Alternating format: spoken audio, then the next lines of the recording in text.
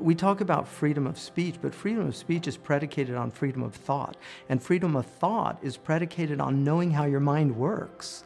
If you don't know how your mind works, you're not going to be able to think freely.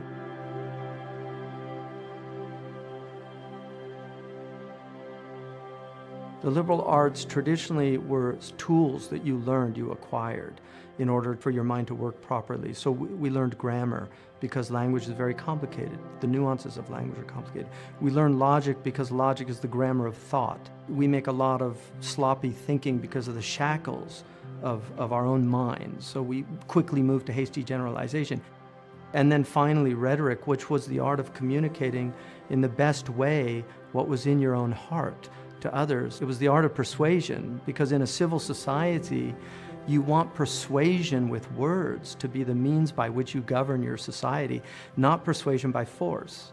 One of the great traditions of our civilization was debate. And part of the debating tradition was you had to learn both sides of the argument and be able to argue both sides with equal force, recognizing that dialectic, which is the secret of Western civilization, is dialectic, recognizing that dialectic is not everything can be resolved, that there are real issues that will remain problematic. But how do we then grapple with that as human beings so that we can live civilly with our differences? I think the biggest challenge that Muslim theology faces, as well as Christian and I would argue Jewish and other theologies, is it faces the challenge of grappling with the incredible advances in science. And historically, theologians were actually scientists. Many of our greatest theologians were scientists. Newton actually, oddly enough, considered himself a theologian before he considered himself a scientist. People don't know that Isaac Newton wrote a commentary on the Bible.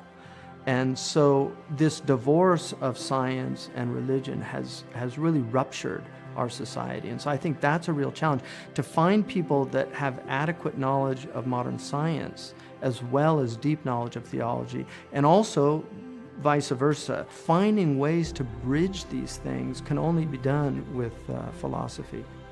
Philosophy included theology, it included natural science, it included mathematics. These were all branches of philosophia.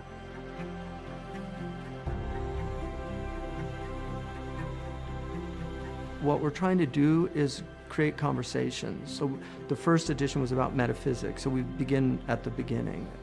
We've done one on the art of being, on language itself. We've had great writers, theologians, philosophers, major journalists. The response has been really amazing.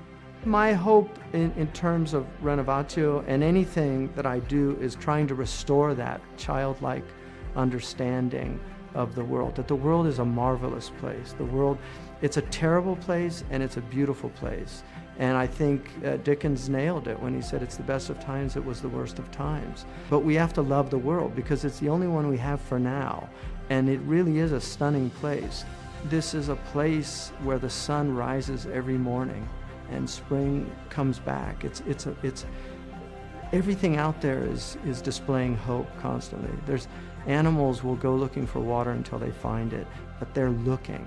And that's the human condition, that we are seekers by nature. And hopefully there's guides on the path that can point towards the right direction.